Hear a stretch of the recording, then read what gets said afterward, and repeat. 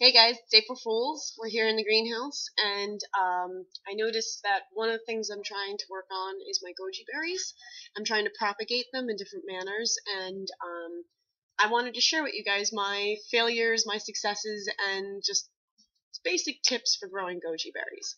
So what I have here in these two pots, you'll see this one has two and this one has two. We've got two goji berry plants in each one, but they are about roughly 3 or 4 years old. The first year we got them, they gave fruit. They're fantastic. They're really good plants. I got them from, I believe, Burgess. I don't remember. It might be something else. But anyway, what I wanted to show you is the different ways we did this. I took cuttings. I put them in water to see what that would come out like. On that, everybody looks pretty soggy up top, and you can tell that no roots have formed here. So I would not suggest the cutting and putting in water method for propagation on goji berry. So then my next thing I tried was, in the beginning of the season, there was a bunch of what looked like new babies floating on the top, like fully emerged root systems that were just kind of like laying there with like a sprout or two. So what I actually did was I cut them out and I stuck them in dirt. And out of the, say, 9 cuttings that I took with little bits of roots on them, only 3 survived, and I'll show you those 3. But they did work. They did survive. This one was a really tiny little bud. It got very happy, and it's taking off now, so that's good. Maybe smaller is better when you're taking those kind of root things. Then this one has 2 in it. This one didn't really make it, but this one definitely made it.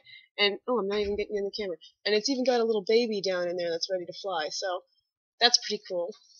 And then I had a big one, which I'll bring you over here. I hope you guys can see that. It's in the stand.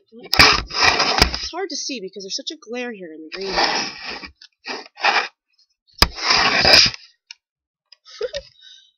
There it is. Okay. This one right here in this spot. It looks pretty good. But that's the biggest one I have. And then my third way for propagation was I decided maybe these are like for Cynthia's. Maybe they don't like to be cut. Maybe they want to be stuck in the dirt and make their own little roots. And then when they make the roots, I'll just come in and snip them off and make them my own little plants. So I did that in a couple spots. Let's see if I can show you. This was one of them. Stuck that one in the ground. That does not have any roots yet. This one I laid on the ground. It's getting very, very itty-bitty little root system, so that one's getting there. And then there's this one over here that's got full-blown root system right here, with big little shoots coming off. Big little. That makes a lot of sense. That's okay, though. When I called in my unemployment this year, I told them I was a hairdresser farmer, and they didn't like that one either. They gave me the Starburst contradictory joke. But, yeah. So, all in all, on goji plants, the best way that they propagated were probably being stuck under dirt. You just take a branch and bury part of it and then wait for something to sprout. That, I think, is the safest method. I think you'll have less loss that way. But if you come in at the beginning of the season, like I did, oh, and this was another thing. Being in northern New Jersey, we're pretty cold up here. I actually wintered over these goji berries in the greenhouse. I didn't water them. I didn't mulch them, nothing. I just brought them in and said, you know what, I got nowhere to put them. I'm going to kiss them up to God. And sure shit, they made it. So that's one thing about goji berries in northern New Jersey. You can totally winter them over, no problem, which is kind of cool.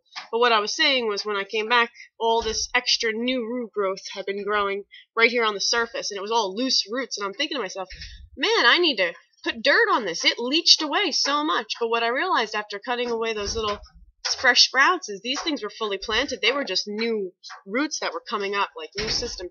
So the goji berry will spread itself, which is really nice. If you get one in an area, you can guarantee that it will take off if you're warm enough. I mean, I left them in the greenhouse in the wintertime, so you got to think the coldest it's going to get inside the greenhouse is about, I don't know, 30 degrees. I went around last March and did a test. But anyway, that's my goji berry thing. I hope that helps you guys if you have goji berries and you want to figure out how to have more babies. I also, big announcement, I made my 50 subscriber. So I have 51 now, I think. I haven't checked today, but it was 51 last night. And that's pretty exciting. So now I'm going to have a contest because everybody does that, and I love giving crap away to people. So I'm going to think about what I want to do and what kind of contest. But I'm thinking maybe I might do something like this, where it's like, give me your best tip, your quick tip. And that, will give you 3 entries into the thing if you do a video response or something. Or if you just hit me up and say I won in the contest, I'll give you 1 entry. But I would really like to see other people get in on the whole, propagation thing, to educate other people on how to make more out of what little you have, which I like. So, alright guys, peace out. A little add-on, a little update on the girls. Well, I think they're girls now. I've tried to sex them. I think that's what they are. I'm almost 100%.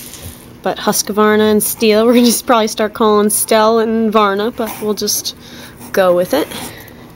Even Steel's kind of a cool name for, they're both cool names. Might just keep them. But anyway, what I wanted to show you is my grow boxes. I was telling you guys how this place was under construction, and now you can see. But you can actually see that we put dirt in. Some of it's wet. The first 2 boxes have been watered. These ones are very dry. They need to be watered. But we're going to be putting tomatoes in these soon, and then we'll string them up. See this bar right here? I'll run string from that down. And, yeah, so I've got 4 built already, 4 big boxes. This one has a dead man in it, which is in this area, but it's like 4 inches below the soil. But otherwise, they all look the same. I just didn't have the extra little small one right here, so I figured, screw it. I don't need it. So, here's my extra lumber to build the last and final back boxes. That's me and my girlfriend Annie, we build these. So, yep. Hey, Rocky. Here's my, I don't want to turn the camera, my grapefruit tree. I grew this from a seed. I ate this really good grapefruit one day, and I just decided this tasted really good. I wonder if I could grow it. And I've cleaned up the stalk, and I actually have like bark now, which is kind of cool. It's like the thickness of my thumb, which is kind of cool. But it's about 5 years old, I want to say. I'm hoping to see some fruit soon. These were all thorns, but I took them all off because they were very dangerous. So, and I've been pruning it and keeping it small. I did only a few arms because I want only a few arms for fruit. And I got, you could see a couple fruit branches just sprout off over there that are fresh growth. But I'm going to trim them up, keep them maintenance pretty small, because up here in northern New Jersey it's too cold for these guys, so it'll be indoor all the time. I got 2 banana trees, and only up until recently did I realize that when a banana is getting ready to give fruit, it will send up a second plant, like this little guy right here. And when it comes up or whatever, and it can support itself, the other one starts to actually throw out the fruit. So now I've had banana trees for, these are dwarf ones too, by the way, for about 3-4 years. And I haven't gotten any fruit, and I got kind of bummed out about it. And what I was doing, which was wrong, was every time that one of these little suckers, little babies would come up, I would take the entire plant, rinse down the entire root ball, and get it to the point where I could see everything that was going on at the root system. And then I would take a razor knife and hack off a giant chunk with that little sprout, put it in a new pot, and end up with a banana tree the exact same size as these ones by the end of the season.